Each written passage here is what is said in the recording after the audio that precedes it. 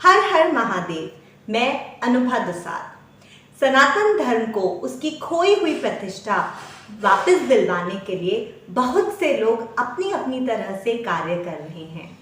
ऐसे ही कुछ सनातनी योद्धाओं को हम इस माध्यम से अपने दर्शकों के सामने लाना चाह रहे हैं। इस श्रृंखला के प्रथम साक्षात्कार के लिए हमने एक विशेष सनातनी योद्धा को आमंत्रित किया है। आइए देखते हैं इनसे लिया गया एक विशेष साक्षात्कार। स्वामी जी, वैसे तो आज की तारीख में आपके बारे में कौन नहीं जानता होगा, पर जो लोग आपको आज पहली बार सुन रहे हैं उन लोगों के लिए संक्षेप में अगर आप अपना परिचय अपने ही मुखार बिन से दें तो अच्छा होगा। मेरी बेटी, सबसे पहले तो सभी से बोलना चाहता हूँ, हर हर महादेव, हर हर महादेव, हर हर महादेव। माँ और महादेव की शरण में रहिए। माँ और महादेव को अपने मन में बसा कर रखिए। माँ और महादेव सबका कल्याण करने वाले हैं। अपने धर्म के लिए लड़िए, धर्म की रक्षा करिए। मेरा कोई परिचय नहीं है। मेरा नाम है यति नरसिंहानंद गिरी और मैं जूना अखाड़े का महात्मा हूँ। देवी मंदिर डासना में रहता हूँ और कोई विशेष बात तो है नहीं मेरी बेटी।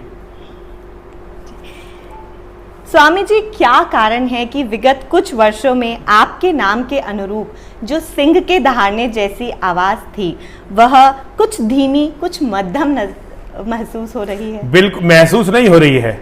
मेरी आवाज़ को दबाने के लिए दुनिया की सारी शक्तियां मेरे पीछे पड़ी हुई हैं। भारत की सरकारें मेरे पीछे पड़ी हुई हैं, पुलिस प्रशासन मेरे पीछे पड़ा हुआ है, उच्चतम न्यायालय मेरे पीछे पड़ा हुआ है। दुनिया में जिहादियों की जनसंख्या लगभग 200 करोड़ है, वो सारे के सारे मेरे पीछे पड़े हुए हैं। मैं कहीं भी चुप नहीं हूं, मैं कहीं भी शांत नहीं हूं, लेकिन मेरी आवाज आज जनता तक नहीं पहुंच रही है। इसका कारण यह है कि सोशल मीडिया से मुझे बिल्कुल साफ कर दिया गया है। यूट्यूब से, इंस्टाग्राम से, फेसबुक से, हर जगह से मुझे बिल्कुल साफ कर दिया गया है। जहां मैं बोलना शुरू करता हूं वहीं शैडो बैन लग जाता है, वहीं बैन लग जाता है, मेरी वीडियो उड़ा देते हैं। आज कोई भी टीवी चैनल मुझे बुलाता नहीं है, मेरा इंटरव्यू नहीं लेता है। कारण यह है कि सबको सरकार के साथ चलना पड़ता है। मैं इस्लाम के जिहादियों को, जिनका मैं ये मानता हूं कि आज भारत पर उनका लगभग कब्जा हो चुका है, भारत पर लगभग इस्लाम के जिहादियों का कब्जा हो चुका है, और मैं ध्रुव तारे की तरह बिल्कुल अटल उनके सामने खड़ा हुआ हूं।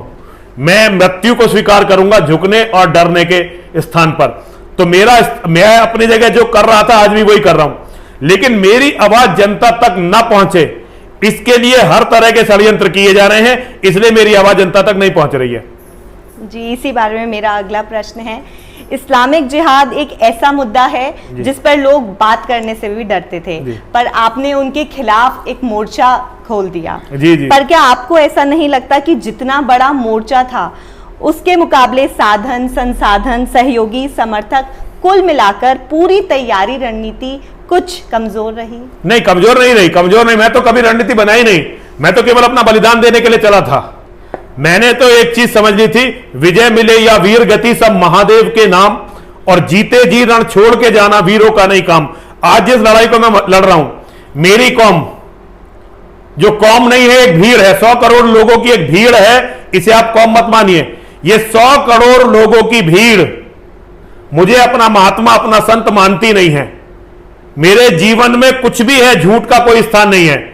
मैं अगर कुछ गलत भी कर रहा हूं तो उसे बहुत खुलकर करता हूं। मेरे जीवन में झूठ के लिए कोई स्थान नहीं है, मैं झूठ बोलता नहीं हूं। मेरी कौम को महात्मा ऐसे चाहिए जो झूठ बहकाएं, उन्हें मोक्ष का भरोसा दिलाएं, उन्हें भगवत प्राप्ति के नाम पर उनके कर्म से हटाएं। मैं गीता का मानने वाला हूं, मैं योगेश्वर का मानने वाला हूं, मैं योगेश्वर की गीता का प्रचारक हूं। मैं पूरी दुनिया को यह बताना चाहता हूं कि योगेश्वर ने अपने सबसे परम शिष्य, जिसे सारे प्रोटोकॉल को तोड़कर उन्होंने अपनी बहन की शादी जिसके साथ करवाई, बहन का विवाह जिसके साथ करवाया, उस अर्जुन से यह कह दिया था कि अर्जुन, मैं तेरी लड़ाई नहीं लड़ने वाला हूं, अपनी लड़ाई तुझे खुद लड़नी पड़ेगी। और पिछले 1000 साल से हमें यह चूरन धर्म के नाम पर चटाया जा रहा है पूरे सनातन धर्मियों के समाज को कि भगवान तुम्हारी रक्षा करेंगे, तुम्हारी रक्षा के लिए अवतार आएंगे। मैं इस अवधारणा के विरुद्ध लड़ा हूं। मैंने हर हिंदू को यह समझाने की कोशिश की है कि अपने हिस्से की लड़ाई तुम्हें स्वयं लड़नी है। अपने बच्चों को, अपने परिवारों को बचाने के लिए तुम्हें खुद लड़ना पड़ेगा। भगवान मदद करते हैं, लेकिन भगवान केवल उनकी मदद करते हैं जो अपने धर्म के लिए मर मिटने को तैयार रहते हैं, जो अपने कर्तव्य को पूरा करते हैं। भगवान कभी भी आलसियों की, काहिलों की, कायरों की, अकर्मण्यों की और कमीनों की मदद नहीं करते। धर्म के लिए मर मिटना किसी भी मानव का पहला कर्तव्य है। और दुनिया में जो लोग अपने परिवार, अपनी महिलाओं के सम्मान और अपने बच्चों के अस्तित्व की रक्षा नहीं कर सकते, मैं नहीं समझता कि वो किसी भी रूप में भगवान के भक्त हो सकते हैं। ये बातें जो मैं बोल रहा हूं, ये पिछले 1000 साल में जो आपको हिंदू धर्म और सनातन धर्म के नाम पर समझाया गया है, उसकी अवधारणाओं से बिल्कुल अलग है। तो मुझे कोई तैयारी नहीं करनी थी, मुझे कोई लड़ाई नहीं लड़नी थी। मुझे सनातन धर्म के धर्म युद्ध में नींव का एक पत्थर बनना था। मैं तो यह सोचकर चला था कि मैं 3-4 साल में मर जाऊंगा। ये तो मां और महादेव की कृपा हुई और 27 साल से मैं इसी तरह से, इसी सुर में बोल रहा हूं। ये मेरी मां और महादेव की मुझ पर कृपा है। शरीर का एक एक हिस्सा, एक एक अवयव गलता चला गया, लेकिन कहीं भी मेरे मनोबल पर, मेरी आवाज पर इसका कोई असर नहीं पड़ा। तो मेरी बेटी, मैं असफलता की सारी धारणाओं को सिरे से नकारता हूं। मेरा काम बिल्डिंग बनाना नहीं है, मेरा काम है सनातन धर्म की नींव का एक पत्थर बनना। जो काम मैंने किया, देखिए मैं कोई बड़ी बात नहीं कहूंगा। मोहम्मद को इस देश में सारे लोग मोहम्मद साहब बोलते थे। केवल मोहम्मद का डर था कि इसकी सच्चाई यदि बोली तो गर्दन काट दी जाएगी। आज सोशल मीडिया पर आप देखिए, आंधी आ गई है। लोग मोहम्मद, कुरान और इस्लाम के इतिहास का सच खुलकर बोलने लगे हैं।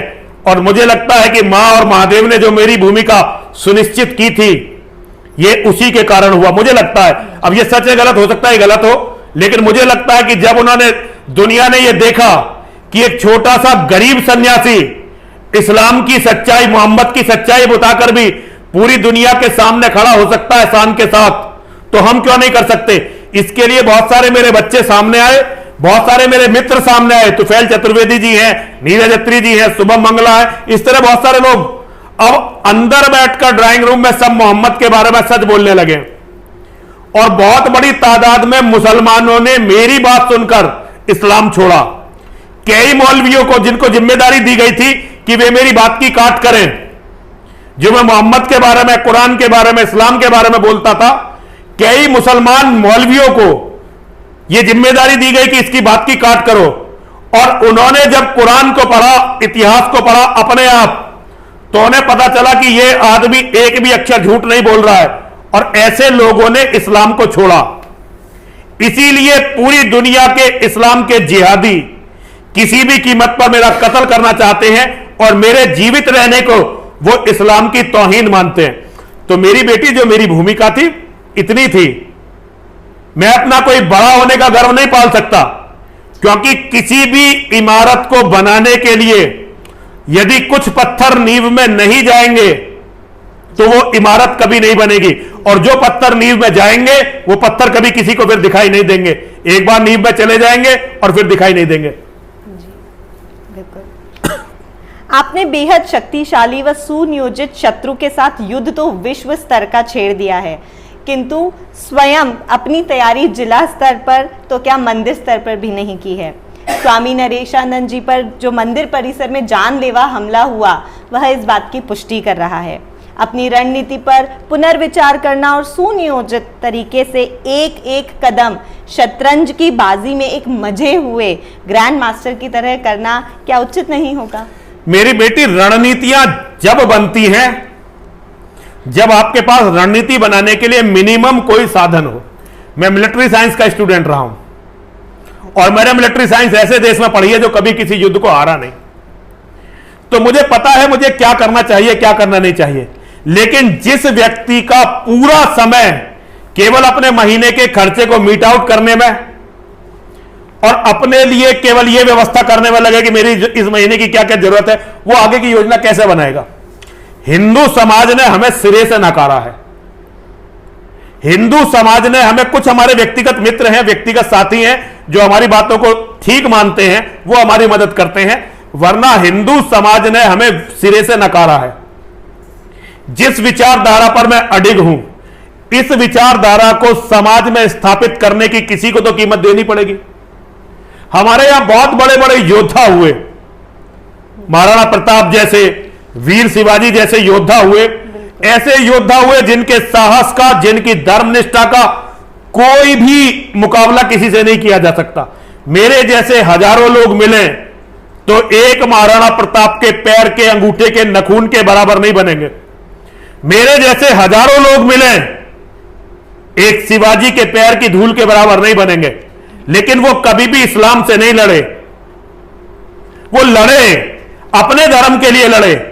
लेकिन मैं भारत का पहला व्यक्ति हूं, सनातन धर्म के इतिहास में पहला व्यक्ति हूं जो इस्लाम के जिहाद को मिटाने के लिए लड़ रहा है।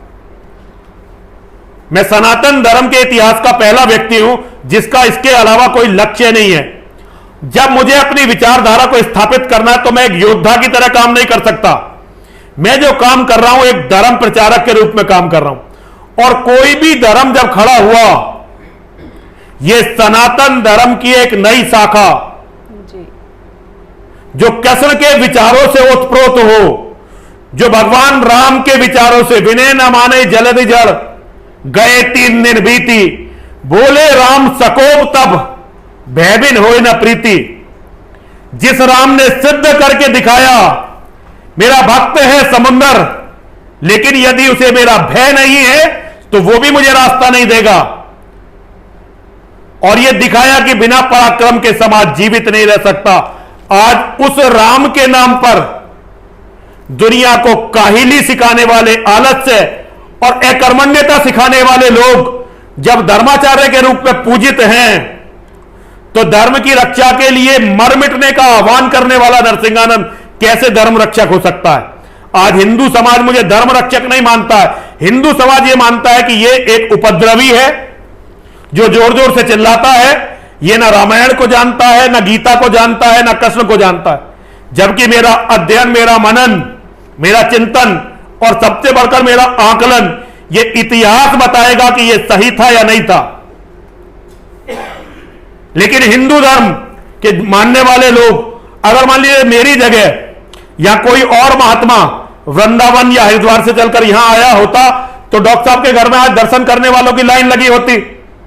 लेकिन नरसिंहानंद आ रहा है, इसे लोग कहते हैं दूर रहो, दूर रहो। तो मेरी बेटी, मेरे पास कुछ था ही नहीं। मेरी मां और महादेव ने मुझे गली का कुत्ता बनने के लायक साधन दिए। मैंने उतना काम किया। मैं केवल चिल्ला सकता था, मैं केवल रो सकता था। मुझे अपना एक महीने में 5 लाख रुपए केवल इसलिए चाहिए कि मैं जीवित रह सकूं। और जहां तक नरेशानंद जी की, अब मैं क्या रणनीति बनाऊं मेरी बेटी, 32 पुलिस वाले उस दिन वहां थे मंदिर में जब नरेशानंद जी का पूरा पेट काटा गया।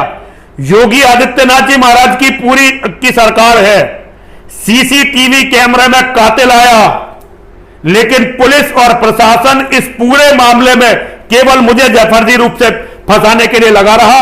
उन्होंने सत्य की खोज करने का प्रयास ही नहीं किया।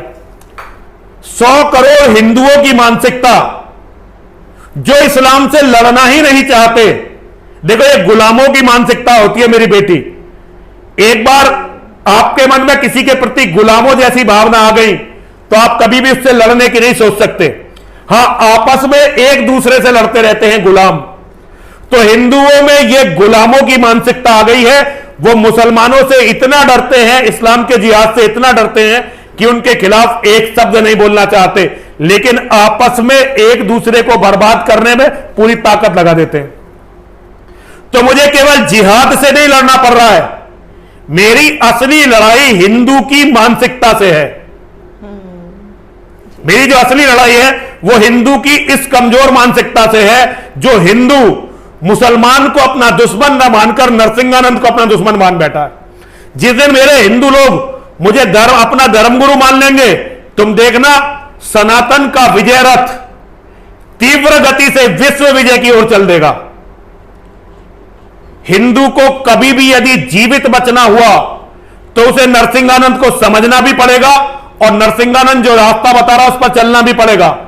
यह मेरा कोई पाखंड या ढोंग या अति आत्मविश्वास नहीं है। ये मेरा अपनी मां और महादेव पर विश्वास है। जो मेरी मां और महादेव कहते हैं मुझसे, मैं वही बोलता हूं, मैं अपनी तरफ से कुछ नहीं बोलता।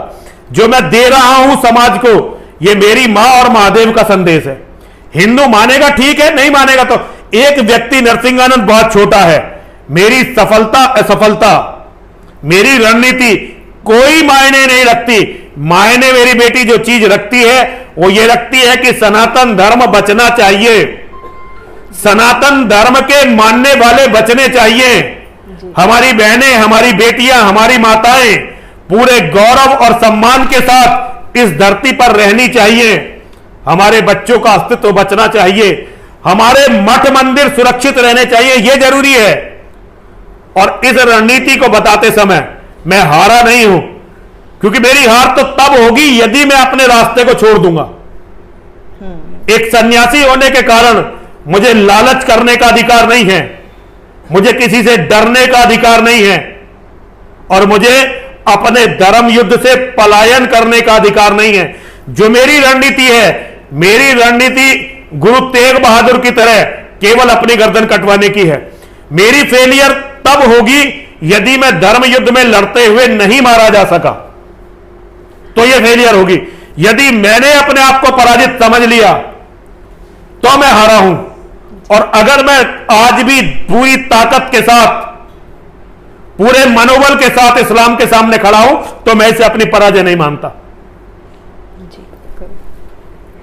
स्वामी जी, एक एलोपैथ भी अपनी कड़वी दवाओं को कैप्सूल में डालकर देता है जिससे कि वह कड़वी भी ना लगे और काम भी हो जाए। उसी तरह एक वैद्य भी अपनी कड़वी दवाओं को शहद में घोल कर देता है, और एक होम्योपैथ भी अपनी कड़वी दवाओं को मीठी गोलियों में डालकर देता है, जिसे बड़ी रुचि के साथ रोगी खाता है और रोग मुक्त हो जाता है। जबकि आप कड़वा सच हर किसी को सीधे सीधे शब्दों में ही सुना देते हैं। देखिए, ये जो लोग लड़ते हैं ना, ये और बीमारियों से लड़ते समय तो ये काम करते हैं, लेकिन जब ये कैंसर से लड़ते हैं, जब एलोपैथ को, होम्योपैथ को या आयुर्वेदिक एक वैद्य को जब कैंसर से लड़ना पड़ता है, तो उसे मरीज के शरीर में जहर देना पड़ता है। कैंसर का इलाज या तो ऑपरेशन से होता है या जहर देकर होता है। मैं जिस चीज से लड़ रहा हूं वो धरती का कैंसर है।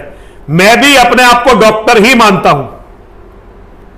डॉक्टर छोटी मोटी बीमारियों से लड़ रहे हैं, मैं अपने आप को धरती के कैंसर का विशेषज्ञ मानता हूं, और मैं पूरी ताकत लगाकर इसका इलाज खोजने का और इसका इलाज संपूर्ण मानवता को बताने का प्रयास कर रहा हूं। और मेरी बौखलाहट का सबसे बड़ा कारण है कि समय बहुत कम है, समय बहुत कम है। केवल 2029 में मैं मूल रूप से गणितज्ञ हूं, और मेरी गणितीय गणनाएं बताती हैं कि केवल 2029 में भारत का जो प्रधानमंत्री है मुसलमान बन जाएगा।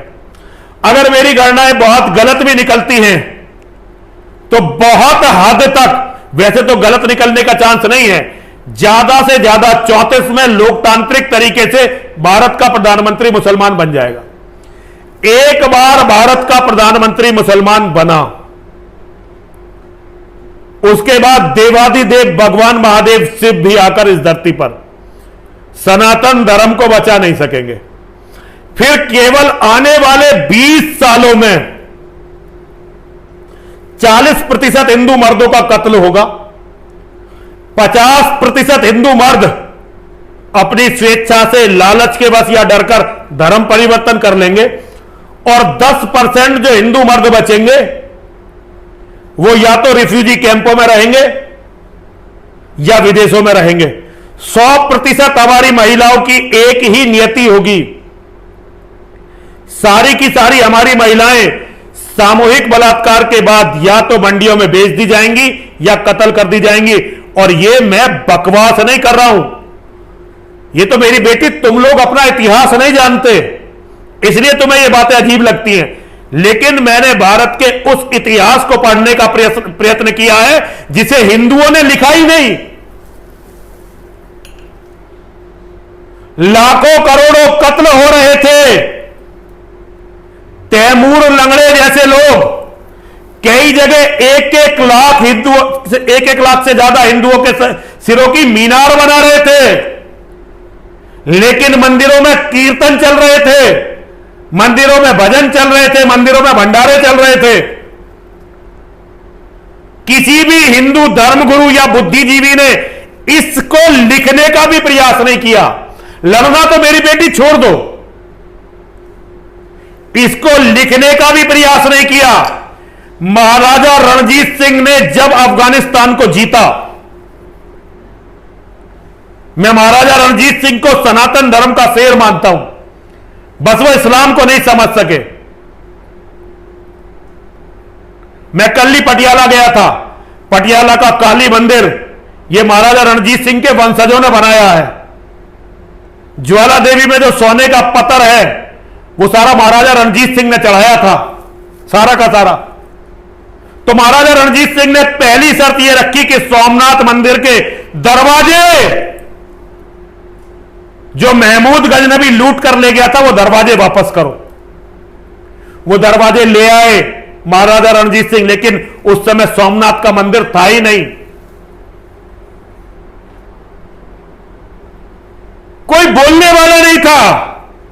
हिंदुओं के किसी धर्मगुरु, किसी विद्वान ने सोमनाथ विध्वंस का कोई जिक्र नहीं किया कभी। राम का मंदिर टूटा, कृष्ण का मंदिर टूटा, काशी विश्वनाथ का मंदिर टूटा, हजारों मंदिर टूटे, लेकिन मुझे एक हिंदू धर्मगुरु या एक हिंदू बुद्धिजीवी बताओ जिसने इसे लिखा हो। यदि हमें प्रमाण ढूंढने पड़े तो हमें या तो मुसलमानों के द्वारा लिखी हुई किताबें ढूंढनी पड़ती हैं या ईसाइयों के द्वारा लिखी हुई किताबें। जो कौम मानसिक रूप से इस तरह से मृत कर दी गई, उस कौम को जगाने के लिए मुझे मीठी दवाई नहीं देनी पड़ रही, कुंभकर्ण की तरह से इनकी छातियों पर लात मारनी पड़ रही है। और ये इतनी बुरी तरह सोए हुए हैं नशा करके कि ये उससे भी नहीं जाग रहे मेरी बेटी, तो ये मीठी गोलियां क्या कर लेंगे इनका।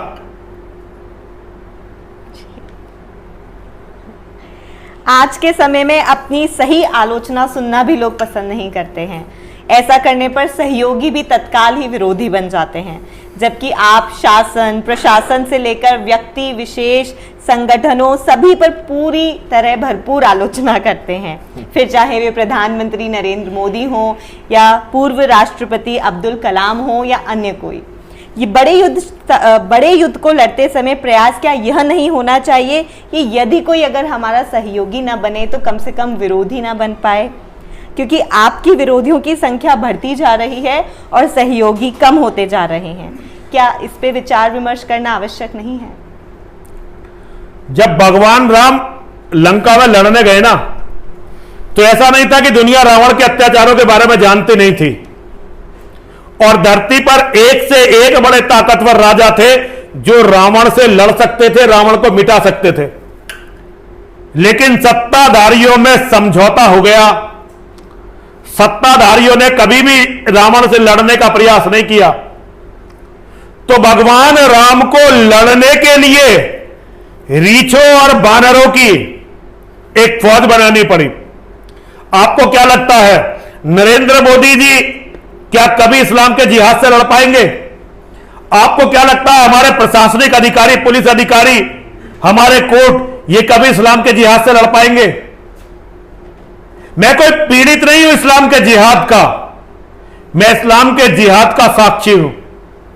पीड़ित वो होते हैं जो निर्दोष। मैं तो लड़ रहा हूं तो मैं हर परिणाम को झेलने के लिए तैयार खड़ा हुआ हूं। मेरी समझ में यह नहीं आता, जिस चीज के लिए मैं कांग्रेस से लड़ा, जिस चीज के लिए मैं समाजवादी पार्टी से लड़ा, जिस चीज के लिए मैं मायावती से लड़ा, अगर वही काम कई गुना बढ़ाकर नरेंद्र मोदी जी कर रहे हैं तो मैं उनसे क्यों ना लड़ूं? मेरी निष्ठा धर्म के प्रति है, व्यक्ति के प्रति नहीं है। और व्यक्ति पूजा से मुझे सर्वदा नफरत रही है। मैं बहुत ही ज्यादा पीड़ित हूं व्यक्ति पूजा का, और हिंदुओं को इसकी आदत है। जिसकी भी सत्ता हो, हिंदू कहते हैं हमारे पास इसका क्या विकल्प है। हम लोग कहते रहे हमारे पास गांधी का क्या विकल्प है। केवल बंटवारे के समय 2 करोड़ हिंदू मारे गए। हमारी सरकारों ने, हमारे इतिहासकारों ने केवल आंकड़े छिपाने के अलावा कुछ नहीं किया। सत्यवादी, ईमानदार, जो ये कहता था कि भारत का बंटवारा मेरी लाश पर होगा, भारत का बंटवारा भी हो गया, 2 करोड़ हिंदू भी मारे गए, लेकिन वो इतनी ही ठसक के साथ झूठ बोलता रहा और हिंदुओं को मूर्ख बनाता रहा, और हिंदुओं ने उसे अपना बाप मान लिया। बहुत सारे कहते हैं हमारा राष्ट्रपिता है, ऐसे आदमी को मैं तो अपना पिता नहीं मानता। मैं उस राष्ट्र को नहीं मानता जिस राष्ट्र का पिता गांधी जैसा गंदा और व्यभिचारी व्यक्ति हो। मैं उस राष्ट्र को ही नहीं मानता,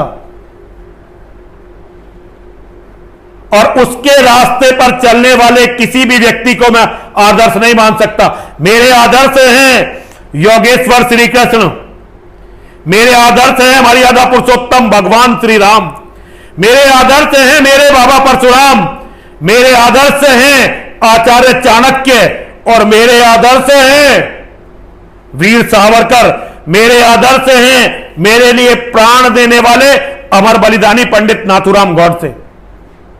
मेरे बहुत सारे आदर्श हैं जिन्हें मैं बहुत बड़ा मानता हूं। मैं गांधी को क्यों मानूं? मेरे 2 करोड़ बहनों भाइयों का कातिल, और तब से आज तक जितने भी लोगों का कत्ल हुआ, और भारत से यदि सनातन धर्म खत्म हुआ तो केवल गांधी और गांधी जैसों की विचारधारा के कारण होगा। और फिर भी मैं गांधी को अपना राष्ट्रपिता मानूं? मैं नहीं मानूंगा। इसकी कोई भी सजा मैं झेलने के लिए तैयार हूं, लेकिन मैं यह मानने को तैयार नहीं कि ऐसे लोग मेरे राष्ट्रपिता या मेरे आदर्श या मेरे नेता हो सकते हैं। भले ही कुछ समय के लिए अन्य गतिविधियों को धीमा क्यों ना करना पड़े, गहन चिंतन मनन और चाणक्य जैसी सोच रखने वालों से विचार विमर्श कर ठोस रणनीति बनाने व उस पर अमल करने के लिए पर्याप्त संसाधन जुटाने व शिव शक्ति धाम को मजबूत किले की तरह बनाने की दिशा में प्रयास तेज नहीं करना चाहिए। मैं इसके लिए बहुत प्रयास कर रहा हूं। धर्म संसद यही तो कॉन्सेप्ट थी, धर्म संसद यही तो कॉन्सेप्ट थी कि आइए हम लोग मिलकर, हमने इतनी धर्म संसद भारत के हर कोने में की, सारे महात्माओं को बुलाया, सारे विद्वानों को बुलाया, लेकिन भारत में अभी कोई भी ऐसा व्यक्ति हमें दिखाई नहीं दिया जो युद्ध को स्वीकार कर रहा हो। सभी लोग कहते हैं कि हम संविधान और लोकतांत्रिक व्यवस्थाओं में विश्वास करते हैं, और यह संविधान, ये लोकतांत्रिक व्यवस्थाएं सनातन धर्म को अब भारत में बचा नहीं सकते। मेरी बेटी विचार तो मैं उसके साथ करूं जो मेरे विचारों को मानने वाला हो, और जो मानते हैं वो भी ये मानते हैं कि तुम हमें तो ऐसे रहने दो। एक बार मैं एक केंद्रीय मंत्री जी से मिला, उन्होंने मुझे बुलाया, उन्होंने मुझे, आज भी वो बड़े पावरफुल मंत्री हैं, उन्होंने मुझे 20-25 मिनट मिलने का टाइम दिया। 12-13 मिनट में मेरी बात खत्म हो गई। मंत्री जी ने मुझसे कहा कि स्वामी जी हमारे बेटे तो विदेश में सेटल है, हमारे बच्चे, जिस दिन जरूरत पड़ेगी हम भी विदेश चले जाएंगे, तुम अपनी देख लो तुम क्या करोगे। मेरी बेटी अभी तुम जानती नहीं हो कि सत्य क्या है। स्वामी जी, युद्ध छेड़ना जितना महत्वपूर्ण है उससे अधिक महत्वपूर्ण है उसे जीतना। आपने एक अत्यंत साहसिक कार्य शुरू तो कर दिया है, पर अब उसे हर हाल में जीतने के लिए कूटनीतिक प्रयास, ये मेरे हाथ में नहीं है मेरे बेटी। हार जीत क्या चीज, वीरता की पहचान समर है, और सच्चाई पर कभी हार कर नहीं हारता नर है। मेरी हार या मेरी जीत ये मेरी मां और महादेव तय करेंगे, इसको तय करने वाला मैं कोई नहीं हूं।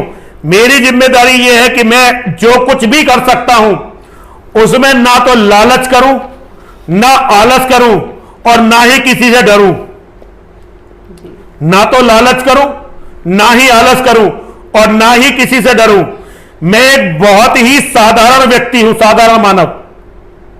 ये कपड़े तो मुझे इसलिए पहनने पड़े कि पुलिस ने बहुत जीना मुश्किल कर दिया था, और हिंदू संगठन मुझे बचाते नहीं थे। वो किसी को भी नहीं बचाते, तो मुझे क्या बचाते। मुझे मेरे गुरु स्वामी ब्रह्मानंद जी मिले और उन्होंने कहा भाई तू सन्यास के कपड़े ले ले, तेरे परिवार को पुलिस परेशान नहीं करेगी। मेरे पास कभी भी इतने साधन नहीं रहे कि मैं रणनीति की तरफ काम करूं। इस्लाम से लड़ाई को मेरी बेटी मामूली लड़ाई समझती हो? मानव इतिहास में जितना मुझे मारने के लिए मुसलमान तड़पे हैं, आज तक किसी भी व्यक्ति की हत्या करने के लिए मुसलमान इतने परेशान नहीं हुए। लेकिन तुम्हें मेरे चेहरे या मेरी एक्टिविटी से या किसी भी व्यक्ति को कभी भी यह लगा कि मुझे इसकी कोई टेंशन, मैं 24 घंटे बहुत ही शांत रहने वाला व्यक्ति हूं। मैं बहुत ही शांत रहता हूं, मुझे किसी भी परिणाम की चिंता नहीं है और हार जीत की तो बिल्कुल चिंता नहीं है। और मैं युद्ध को हर हालत में जीत जाऊंगा। कारण यह है कि मैं सनातन धर्मी हूं। इस जन्म में मुझे साधन नहीं मिले तो इसका अर्थ यह नहीं कि अगले जन्म में नहीं मिलेंगे।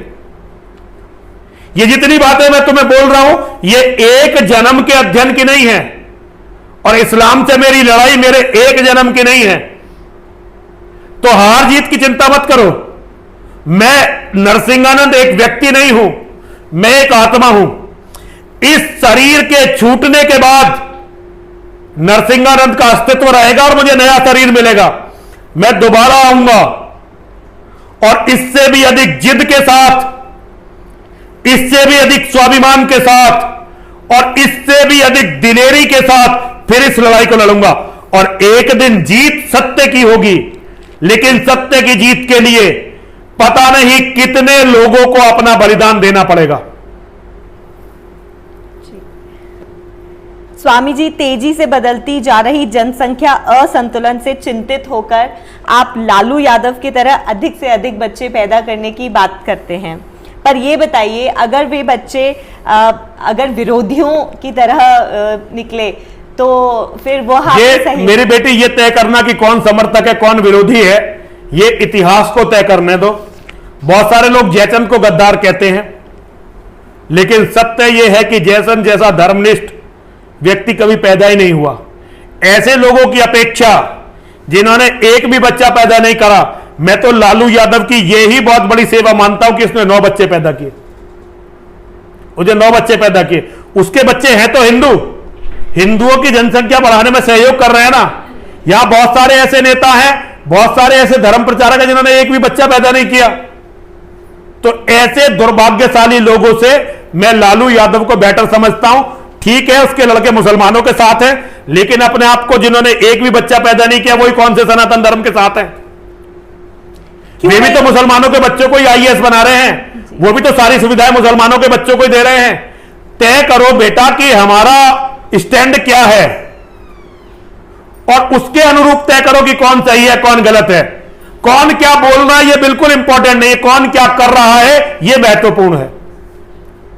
जी, तो क्यों ना महाराणा प्रताप, छत्रपति शिवाजी, सुभाष चंद्र बोस जैसे, योगी आदित्यनाथ जैसे वीर पैदा करने की बात की जाए? नहीं, वीर पैदा करने की क्या, महाराणा प्रताप 26 बहन भाई, 26 भाई एक पिता के। शिवाजी का देख लो, किसी का भी देख लो, जो एक एक बच्चा होता है वो तो कीड़ा होता है, वो तो किसी में होता ही नहीं। सुभाष चंद्र बोस देख लो कितने बहन भाई, स्वामी विवेकानंद जी देख लो कितने बहन भाई, जी। योगेश्वर श्री कृष्ण देख लो कितने बहन भाई, भगवान श्री राम देख लो कितने बहन भाई, बाबा परशुराम देख लो कितने बहन भाई। एक एक में तो बहुत कम प्रतिभाएं होती हैं। योगी आदित्यनाथ जी भी मुझे पता 3-4 बहन भाई तो जरूर है, योगी आदित्यनाथ जी भी। तो ये सब लोग देखिए, ये एक बच्चे की कॉन्सेप्ट तो वेद विरुद्ध है। हमारा धर्म कहता है, हमारा वेद कहता है, एक बच्चे के होने से तो बच्चे का ना होना अच्छा है। एक बेटे के, क्षमा करिए, एक बेटे के से बेटियों की गिनती नहीं है, एक बेटे के होने से तो बेटे का ना होना अच्छा है। कोई महिला एक बेटे को जन्म दे, इससे अच्छा है कि वो शादी ना करे, एक भी बच्चा पैदा ना करे।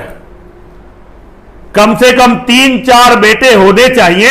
जो महिलाएं, जो माता, जो पिता एक बेटे को जन्म देते हैं, मैं ये मानता हूं कि वो अपने बेटों के लिए ऐसे हैं जैसे नाग और नागिन। जैसे नाग और नागिन अपनी मस्ती में अपने बच्चों को खा जाते हैं, एक बेटा पैदा करने वाले सारे माता पिता ऐसे ही हैं। उन्होंने अपनी मस्ती के लिए बेटा, उन्होंने धर्म के लिए बेटा पैदा नहीं किया, केवल ये सोचकर बेटा पैदा किया कि बुढ़ापे में ये हमारे काम आएगा। उस बेटे के बारे में उन्होंने बिल्कुल नहीं सोचा कुछ भी। तो ऐसे माता पिता भी नाग और नागिन समझो जो एक एक बेटा पैदा करते हैं। मैं सनातन धर्म की किताबों को जितना पढ़ता हूं, मैं ये पाता हूं कि हमारी किताबों में सब कुछ ठीक लिखा हुआ है।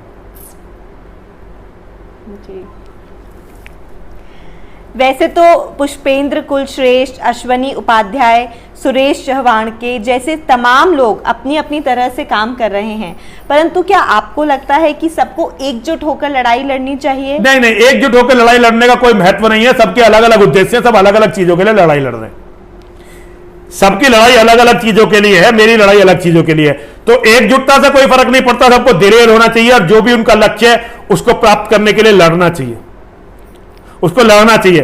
मेरा मानना तो यह है कि अगर मान लो 1 लाख भेड़ इकट्ठी हो और उन भेड़ों में एक भेड़िया आ जाए, तो क्या वो 1 लाख एकजुट भेड़ों जैसा एकजुटता किसमें होती है? भेड़ों से ज्यादा एकजुट कोई नहीं होता।